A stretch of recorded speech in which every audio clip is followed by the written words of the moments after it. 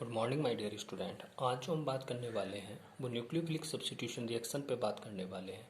अब nucleophilic substitution reaction की अगर हम बात करें तो nucleophilic substitution reaction two type की होती हैं, जिसमें पहला क्या होता है आपका SN1 रिएक्शन होता है, SN1 रिएक्शन होता है। और अगर हम सेकंड की बात करते हैं तो सेकंड आपकी SN2 रिएक्शन होती है। SN1 रिएक्शन का मतलब क्या होता है? SN1 रिएक्शन का मतलब होता है आपका यूनिमोलिकुलर न्यूक्लियोफिलिक सब्स्टिट्यूशन रिएक्शन।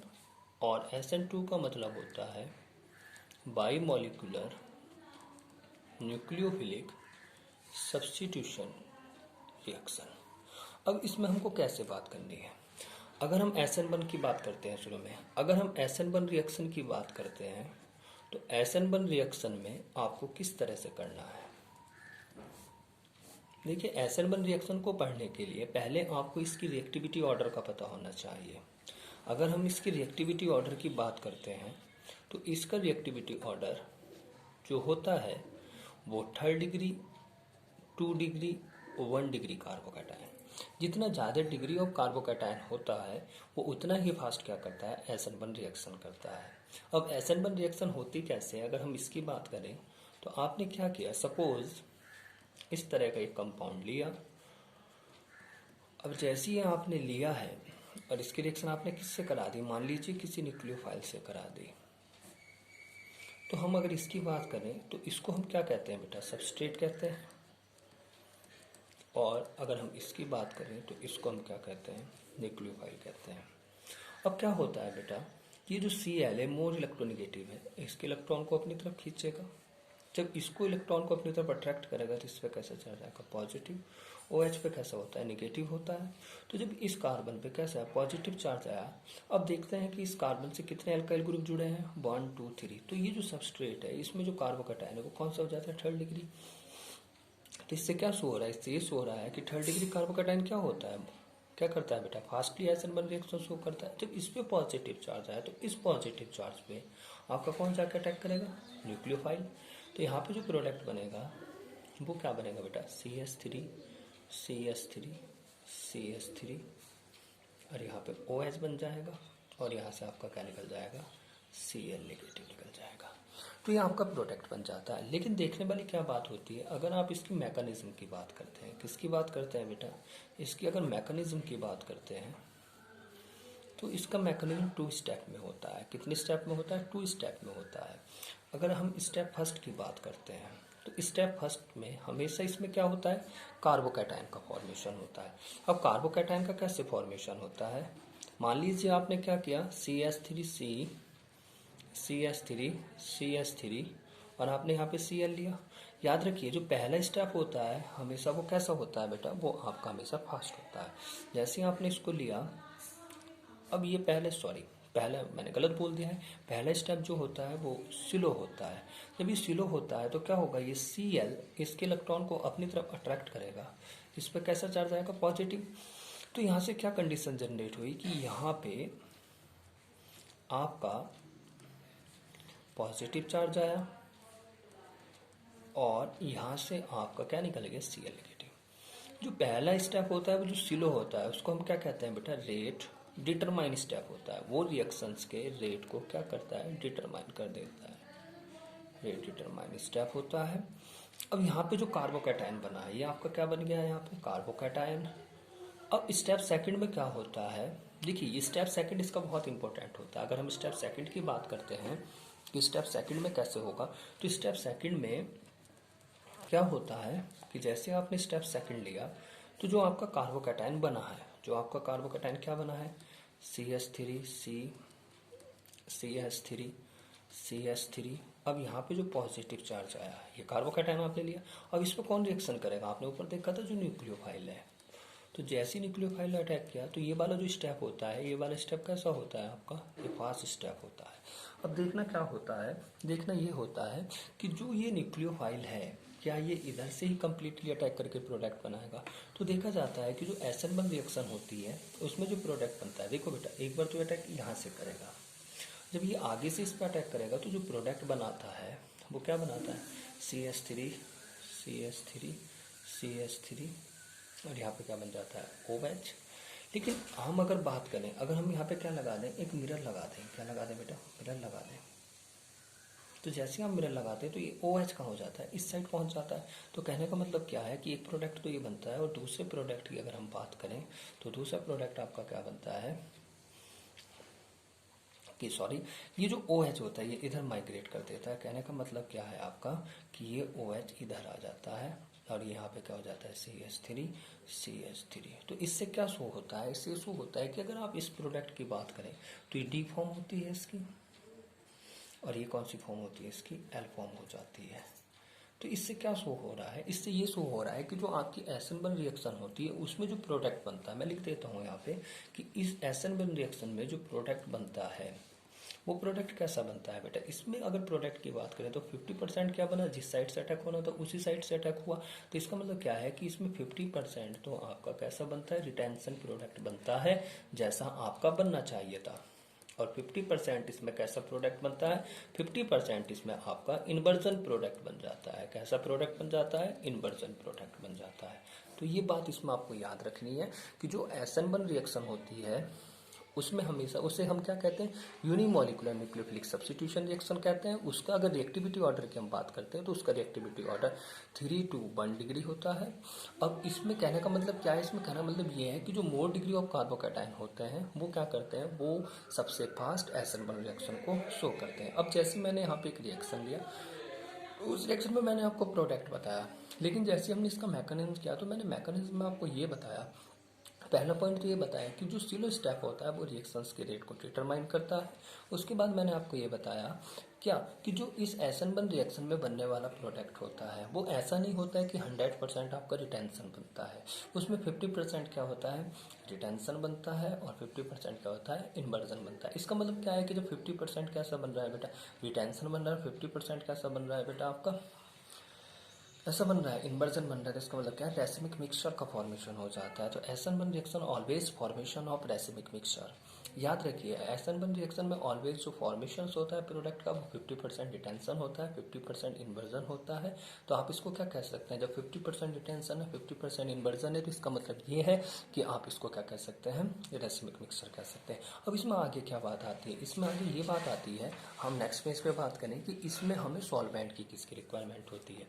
अगर हम इसमें सॉल्वेंट की बात करते हैं, किसकी बात करते हैं बेटा, अगर हम इसमें सॉल्वेंट की बात करते हैं तो एसन-बर्न रिएक्शन में जो सॉल्वेंट होता है वो पोलर प्रोटिक सॉल्वेंट यूज होता है। कैसा यूज होता है, पोलर प्रोटिक सॉल्वेंट यूज होता है। कैसे सॉल्वेंट यूज होता है बेटा, अगर हम बात करते हैं तो इसकी पोलर प्रोटिक सॉल्वेंट यूज होता है और जिसको हम क्या कह सकते हैं, H2O।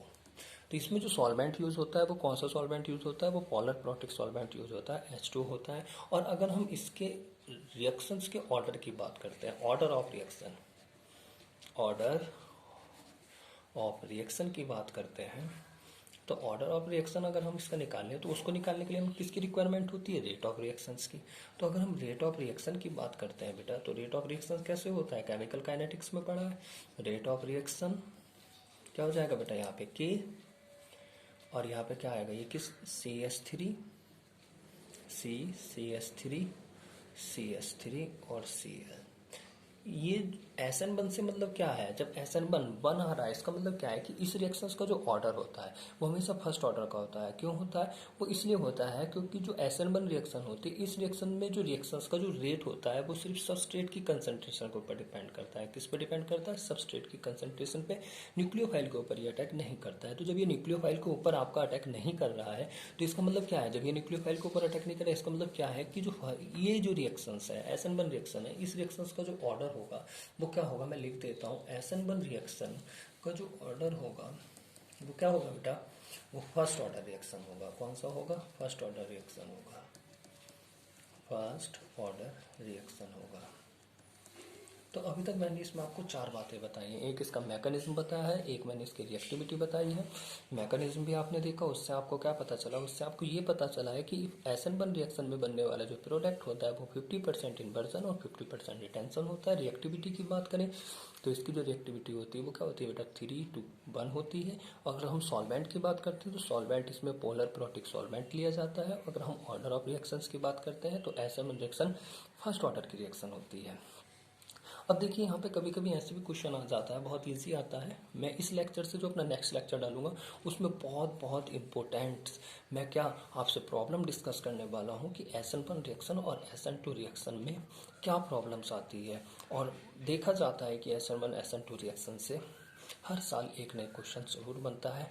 वो क्वेश्चंस कहाँ से बनता है, उसमें कौन कौन सी डिफिकल्ट प्रॉब्लम्स होती हैं, उसके ऊपर मैं अपने नेक्स्ट लेक्चर में आज बात करने वाला हूँ आपसे।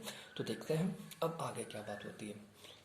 मान लीजिए कभी कभी एक इजी क्वेश्चन भी मैं बता देता हूँ। इस तरह से पूछ लेता है कि कैसे पूछ लेता है कि आपसे पूछेगा कि इसमें आपको ये बताना है कि कौन SN1 रिएक्शन को फास्ट करेगा, SN1 रिएक्शन को फास्ट करेगा। जैसे ही उसने आपको दिया, अब यहाँ पे उसने क्या कहा है कि SN1 रिएक्शन को कौन फास्ट करेगा। तो SN1 रिएक्शन को फास्ट कौन करेगा ये देखने वाली बात है। मान लीजिए उसने आपसे कहा कि एक इस तरह से उसने आपको बनाया, एक यहाँ पे Cl लगा है, एक यहाँ पे Cl लगा है और एक क्या है बेटा, अब इन दोनों में कर दिया, एक में डायरेक्टली उसने इस तरह से लिख के दे दिया। अगर अब हम इनकी बात करें, ये उसने फर्स्ट कह दिया, ये उसने सेकंड कह दिया और ये उसने क्या कह दिया, आपसे थर्ड कह दिया। और आपसे क्या कह रहा है कि वो कह रहा है कि इनमें से SN1 रिएक्शन को फास्ट कौन करेगा। तो देखिए यहाँ पे इसने इसको अट्रैक्ट किया तो यहाँ पे कैसा चार्ज आ गया, पॉजिटिव। इसने यहाँ पे इसको अट्रैक्ट किया, यहाँ पे कैसा चार्ज आ गया, पॉजिटिव। इसने यहाँ पे इसको अट्रैक्ट किया, इस पे नेगेटिव चार्ज आया तो इस पे कैसा आ गया, पॉजिटिव। तो अगर हम डिग्री ऑफ कार्बोकैटायन की बात करें, जहाँ से SN1 रिएक्शंस की फास्ट करने का रिएक्टिविटी का पता चलेगा, तो देखो बेटा यहाँ पे अगर हम बात करते हैं तो 3rd डिग्री होता है, यहाँ पे हम बात करते हैं तो 2 डिग्री होता है, और अगर हम यहाँ पे बात करते हैं तो 1 डिग्री हो जाता है। इसको थोड़ा सा और बढ़ा लेते हैं जिससे आपको और ज़्यादा इजी समझ में आ जाए। CH3 CH2 कर लेते हैं, ठीक है, CH3 CH2 Cl। तो ये कौन सा हो जाता है, ये और थोड़ा इजी हो गया है जिससे आपको समझ में आ जाए। तो 3rd डिग्री, 2 डिग्री, 1 डिग्री। अब आपको क्या देखना है, आपको तो SN1 रिएक्शन की रिएक्टिविटी देखनी है, और रिएक्टिविटी का ऑर्डर क्या होता है, 3, 2, 1। तो इसका मतलब क्या है कि जो इसका जो रिएक्शंस का फास्ट ऑर्डर आएगा, जो रिएक्टिविटी आएगी वो कौन आएगी, वो आएगी बेटा फर्स्ट, सेकेंड और उसके बाद क्या आ जाएगा, आपका थर्ड आ जाएगा। तो ये SN1 रिएक्शंस का आपके सामने मैंने इंट्रोडक्शन रखा है। इंट्रोडक्शन में मैंने क्या बात की है आपसे, इंट्रोडक्शन में मैंने आपको 3-4 बातें बताई हैं। पहली बातें क्या बताई हैं कि जो SN1 रिएक्शन होती है उसका जो रिएक्टिविटी ऑर्डर होता है वो 3:1 होता है। उसके बाद मैंने मैकेनिज्म के थ्रू आपको ये बताया है कि SN1 रिएक्शन में जो बनने वाला प्रोडक्ट होता है वो 50% इन्वर्जन और 50% रिटेंशन होता है। तीसरा मैंने बताया कि SN1 रिएक्शन में जो सॉल्वेंट लिया जाता है वो पोलर प्रोटिक सॉल्वेंट लिया जाता है। और अगर हम ऑर्डर ऑफ रिएक्शन की बात करें तो SN1 रिएक्शन जो होती है वो आपकी फर्स्ट ऑर्डर की रिएक्शंस होती है।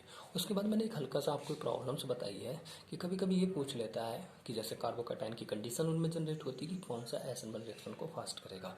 तो इसके लिए बहुत ईजी तरीका होता है, आपको क्या देखना होता है, आपको ये देखना होता है कि कहाँ पे मोर डिग्री ऑफ कार्बोकैटायन बन रहा है।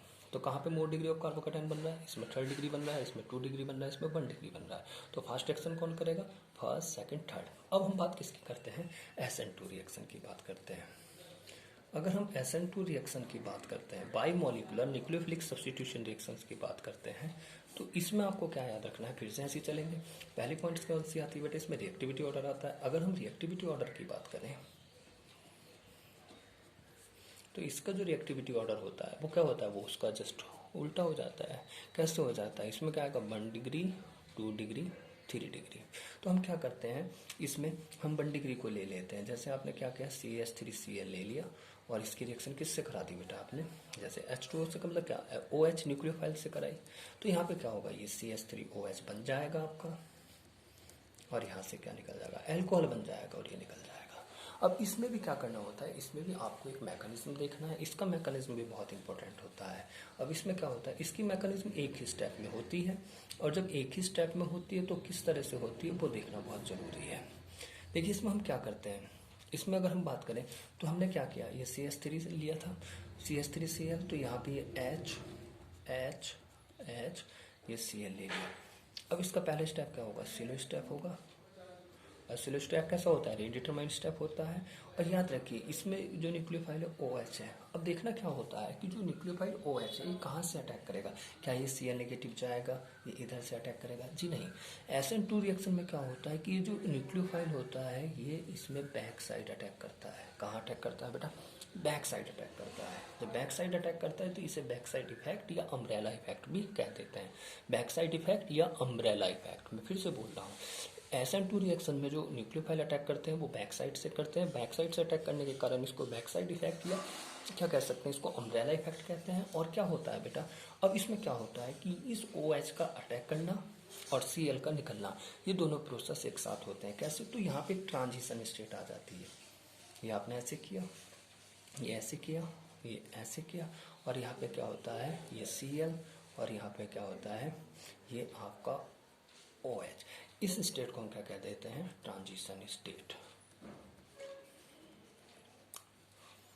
ये ट्रांजिशन स्टेट बनती है। और उसके बाद क्या होता है बेटा, इसमें फास्ट स्टेप आता है, और जैसे फास्ट स्टेप आपका आता है तो Cl निकल जाता है, और यहाँ पे क्या होता है, H H H और OH। तो इससे क्या शो होता है, इससे शो होता है कि जो SN1 रिएक्शन थी, SN1 रिएक्शन में बनने वाला प्रोडक्ट 50% कैसा होता था, इन्वर्जन, 50% क्या होता था, रिटेंशन। लेकिन इस वाली SN2 रिएक्शन की बात करें तो इसमें जो बनने वाला प्रोडक्ट होता है वो 100% कैसा होता है, 100% इन्वर्जन होता है। ये याद रखिए, ये इसमें बहुत इंपॉर्टेंट बात है आपको याद रखने वाली, कि जो SN1 रिएक्शन होती है, कैसी रिएक्शन होती है, SN1 रिएक्शन होती है, उसमें जो बनने वाला प्रोडक्ट होता है 50% रिटेंशन, 50% इन्वर्जन होता है। लेकिन SN2 रिएक्शन में बनने वाला जो प्रोडक्ट होता है वो 100% कैसा होता है, आपका इन्वर्जन होता है। कैसा होता है, इन्वर्जन होता है। अब हम बात करें अगर इसके सॉल्वेंट की, किसकी बात करें बेटा, अगर हम इसके सॉल्वेंट की बात करते हैं, किसकी बात करते हैं, इसमें भी सॉल्वेंट की बात करें तो क्या होता है बेटा, अगर हम इसमें सॉल्वेंट की बात कर रहे हैं तो क्या होता है इसमें कि अगर हम इसका सॉल्वेंट देखें, क्या देखें बेटा, अगर हम इसके सॉल्वेंट की बात करते हैं तो उसमें कैसा सॉल्वेंट लिया था आपने, उसमें जो आपने सॉल्वेंट लिया था SN1 रिएक्शन में, वो कैसा सॉल्वेंट लिया था, उसमें सॉल्वेंट आपने पोलर प्रोटिक सॉल्वेंट लिया था। लेकिन हम इसमें जो सॉल्वेंट लेते हैं बेटा वो कैसा लेते हैं, पोलर एप्रोटिक सॉल्वेंट लेते हैं। कैसा लेते हैं बेटा, पोलर एप्रोटिक सॉल्वेंट ले लेते हैं। और इसके लिए जो सबसे ज़्यादा इंपॉर्टेंट सॉल्वेंट होता है वो एसीटोन होता है। कौन होता है, एसीटोन। CS2 भी ले लेते हैं, लेकिन जो सबसे ज़्यादा इंपॉर्टेंट होता है, जो सबसे ज़्यादा इंपॉर्टेंट होता है इसमें अगर हम सॉल्वेंट की बात करें तो SN2 रिएक्शन में जो सबसे ज़्यादा इंपॉर्टेंट सॉल्वेंट होता है वो पोलर एप्रोटिक सॉल्वेंट होता है, एसीटोन CS2 हम ले लेते हैं। मैक्सिमम रिएक्शंस में देखा जाता है कि एसीटोन और CS2 ही आते हैं, इस सॉल्वेंट की बात हो जाती है। लेकिन अगर हम इसके ऑर्डर की बात करें तो ऑर्डर के लिए बेटा पहले मैंने क्या बताया था आपको, क्या निकालना होता है, इसमें रेट ऑफ रिएक्शन निकालना होता है। तो अगर हम इस रिएक्शंस का रेट ऑफ रिएक्शन निकालते हैं, रेट ऑफ रिएक्शन की बात करें तो इसमें क्या होता है बेटा, SN2 से क्या पता चल रहा है, ये सेकंड ऑर्डर होगा। तो इसका मतलब क्या है कि इस रिएक्शंस का जो रेट है वो आपका क्या करता है, वो सबस्ट्रेट पे भी और न्यूक्लियोफाइल दोनों पे क्या करता है, डिपेंड करता है। SN1 रिएक्शन में क्या होता था, SN1 रिएक्शन में जो रिएक्शंस का रेट है वो सिर्फ सबस्ट्रेट के ऊपर डिपेंड करता था।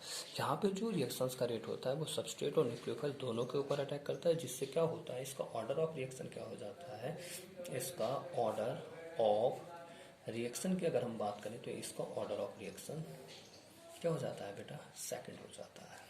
तो SN1 SN2 में अगर हम दोनों को डिफरेंशिएट करें तो हमने अभी तक मैंने आपको इसका इंट्रोडक्शन दिया है। अब हम इसमें अपने नेक्स्ट लेक्चर पे किसके ऊपर बात करेंगे कि इसमें कैसी कैसी प्रॉब्लम्स बनती हैं, बहुत बहुत इंपॉर्टेंट है। आज ही वो मेरा सेकंड लेक्चर आएगा, उस लेक्चर में हम क्या देखेंगे कि इसमें कौन कौन सी प्रॉब्लम आती हैं, SN1 SN2 पे किस तरह के क्वेश्चंस आते हैं। तो अभी तक हम अगर डिफरेंशिएट करें SN1 SN2 को तो बहुत इजी है। SN1 रिएक्शंस की रिएक्टिविटी 3:1 होती है, SN2 की रिएक्शंस 1:3 होती है। अगर हम SN1 रिएक्शन में बनने वाले प्रोडक्ट की बात करें तो 50% इन्वर्जन और 50% रिटेंशन होता है। लेकिन SN2 में जो प्रोडक्ट बनता है वो 100% कैसा बनता है बेटा, इन्वर्जन बनता है। अगर हम नेक्स्ट स्टेप की बात करें तो हमने देखा कि जो SN1 रिएक्शन होती है उसमें जो सॉल्वेंट लिया जाता है वो जो हमारा सॉल्वेंट है वो सॉल्वेंट कौन सा होता है हमारा, वो सॉल्वेंट पोलर प्रोटिक सॉल्वेंट होता है। और SN2 की बात